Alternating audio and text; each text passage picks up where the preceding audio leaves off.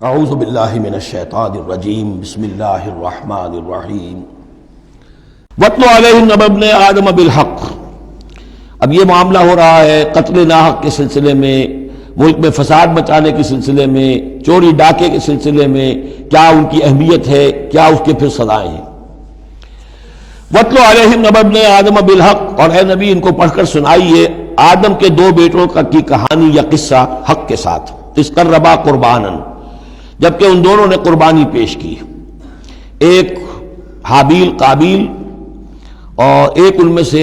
گنریے کا کام کرتے تھے، بھیڑیں بکریاں چراتے تھے، ایک کاشتکار تھے، تو دونوں نے کچھ اپنی جنس لے کر آئے اور دوسرے جو ہیں وہ کچھ اپنے کوئی جانور لے کر آئے، اللہ کے لیے نذر کے طور پر پیش کیا۔ فَتُقُبِّلَ مِنْ أَحَدِهِمَا وَلَمْ يُتَقَبَّلْ مِنَ الْآخَرِ، تو ان میں سے ایک کی بھی جو قربانی تھی قبول کر لی گئی اور دوسری کی قبول نہیں کی گئی۔ یہ کیسے معلوم ہوا؟ یہ میں بتا چکا ہوں آپ کو کہ اس وقت کا معاملہ یہ تھا کہ قربانی کی قبولیت کی علامت یہ ہوتی تھی کہ آسمان سے ایک شعلہ سا نیچے اترتا تھا اور وہ اس کو بھسم کر دیتا تھا، گویا کہ اللہ نے قبول فرما لی۔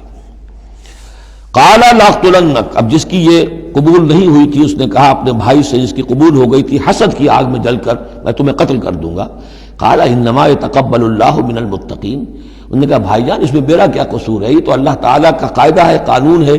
وہ صرف متقیوں ہی سے قبول کرتا ہے۔ لَئِن بَسَطتَ إِلَيَّ يَدَكَ لِتَقْتُلَنِي، اگر آپ اپنا ہاتھ بڑھائیں گے مجھ پر، چلائیں گے مجھے قتل کرنے کے لیے،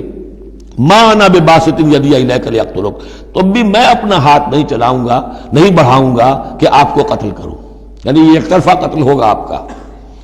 انی اخاف اللہ رب العالمین، مجھے تو اللہ کا خوف ہے جو تمام جہانوں کا پروردگار ہے۔ انی ارید ان تبوء باسمی و اسمک، اور پھر میں چاہتا ہوں کہ اگر آپ مجھے قتل کر ہی دیں، اس انتہا تک پہنچ ہی جائیں، تو آپ اپنے گناہ کا بھی بوجھ اپنے سر لیں، میرے گناہ کا بھی بوجھ لیں۔ جو ناحق مقتول ہے اس کے تو گویا کہ تمام گناہ اس قاتل نے اپنے سر پر لے لیے، تو میرے تو گھاٹے کا سودا نہیں ہے۔ What do I stand to lose؟ آخر میری کوئی خطائیں ہیں، میری کوئی غلطیاں ہیں، کوئی گناہ میں نے کیے ہوں گے، اگر آپ ناحق مجھے قتل کریں گے تو میرے ان تمام گناہوں کا وبال آپ کے سر آ جائے گا، تو مجھے تو کوئی نقصان والی بات نہیں۔ انی ارید ان تبوء باسمی و اسمک فتکون من اصحاب النار، اور یہ ہوگی سخت ترین سزا میری طرف سے آپ کو کہ پھر آپ ہو جائیں گے جہنمی، وذالک جزاء الظالمین، اور یہی بدلہ ہے ظالموں کا۔ فطوعت لہ نفسہ قتل اخیہ، اب اس کے نفس نے آمادہ کر ہی لیا اسے اپنے بھائی کے قتل پر، یعنی ان الفاظ میں بٹوین دی لائنز یوں سمجھیے کہ ہے اس کے اندر بھی وہ تو رہتا ہے نا حق اور باطل کی ایک کشاکش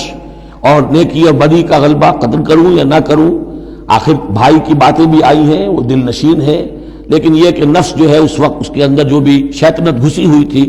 اس نفس نے اسے آمادہ کر ہی لیا اپنے بھائی کو قتل کرنے پر، فقتلہ، تو اس نے انہیں قتل کر دیا۔ فاصبح من الخاسرین، ہو گیا تباہ ہو جانے والوں میں۔ فبعث اللہ غرابا یبحث فی الارض، یہ پہلا خون ہے جو نسل آدم میں ہوا ہے، تو اللہ تعالیٰ نے کوے کو بھیجا، وہ زمین کو کرید رہا تھا۔ اب اسے قابیل کو یہ سمجھ میں نہیں آ رہا تھا کہ میں کیا کروں، ابھی لاش جو ہے بھائی کی اس کو کیسے ڈسپوز آف کروں، تو اللہ تعالیٰ نے ایک کوے کو بھیج دیا، وہ زمین میں جیسے آپ کو معلوم ہے چونچے مارتا ہے، اس میں سے کچھ دانے نکالتا ہے، وہ دیکھا یبحث فی الارض لیریہ، تاکہ اللہ اسے دکھا دے کیف یواری سوءۃ اخی، کہ اپنے بھائی کی لاش کو کیسے چھپائے۔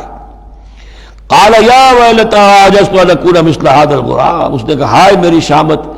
میرے اندر اس کوے جیسی بھی عقل نہ تھی، نہ ہوا میں اس کوے جیسا بھی کہ مجھے یہ بات خود سوچ جاتی، فواری سوءۃ اخی، اور میں اپنے بھائی کی لاش کو چھپا دیتا۔ فاصبح من النادمین من اجل ذلک، اس چیز پر اس کے اندر بڑی شدید ندامت پیدا ہو گئی۔ کتبنا علی بنی اسرائیل، اجل ذالک دونوں طرف لگتا ہے، من اجل ذالک کتبنا علی بنی اسرائیل،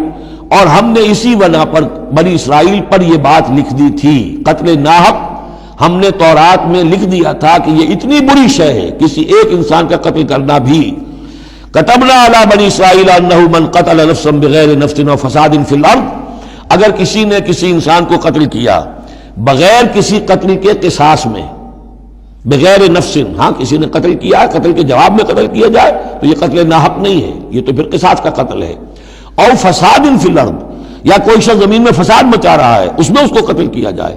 یعنی کوئی قصوروار ہے، مجرم ہے، اس کو سزا دینے میں قتل کیا جائے تو بات اور ہے، کسی بے قصور انسان کو اگر قتل کر دیا گیا فکأنما قتل الناس جميعا، تو یہ ایسے ہے جیسے کہ اس نے تمام انسانوں کو قتل کر دیا، پوری نوع انسانی کو۔ کیوں؟ کہ تمدن کی جڑ کٹ گئی۔